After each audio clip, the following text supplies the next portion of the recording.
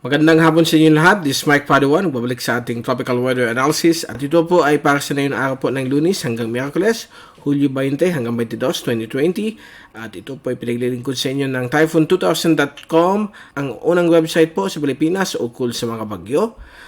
At umpisaan natin ng update. Ito ang pinaka-latest GraphSat ng araw na ito ng Lunes hanggang bukas, Martes.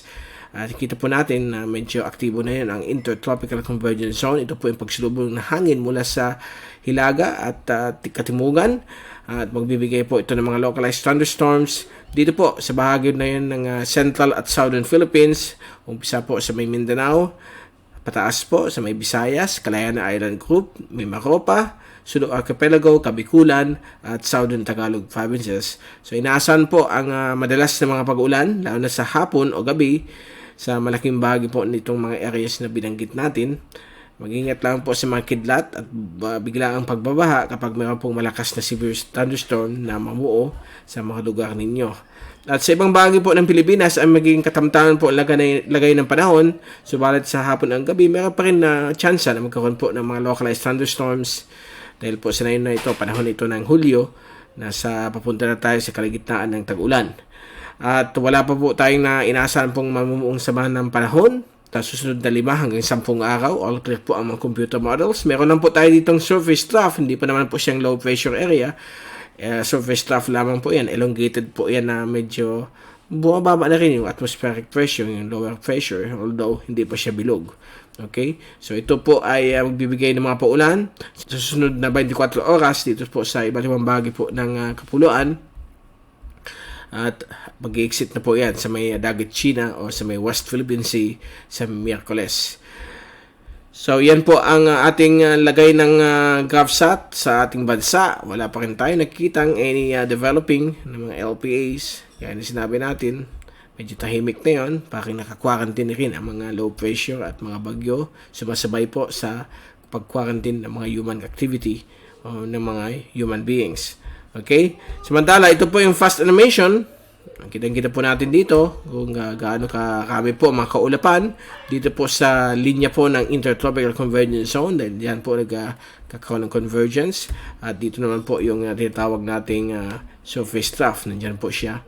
So, yan yung medyo elongated at nagkakaroon ng mga ulan sa ating kapuluan dahil po nito ay disease.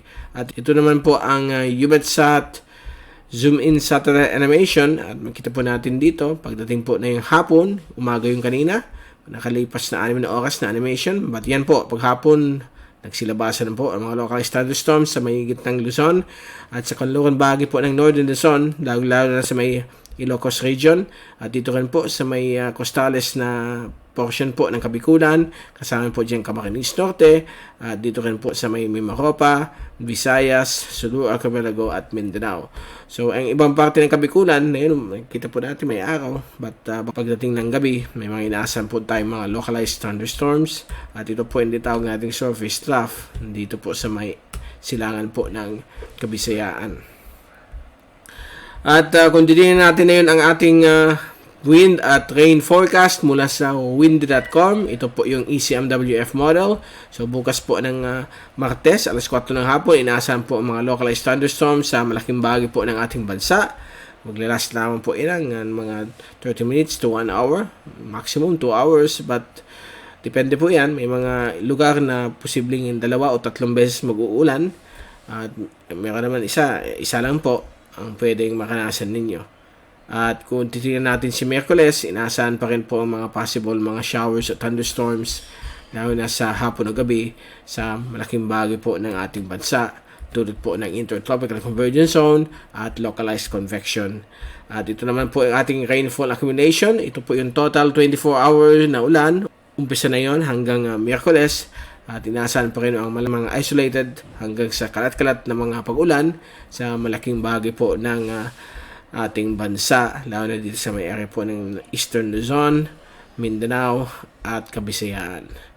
Okay, so yan po, dyan po nagtatapos ang ating tropical weather analysis dito po sa ating weather TV ng typhoon2000.com at babalik ulit tayo sa Miyerkules upang ibigay sa inyo ang pinaka-latest sa ating panahon.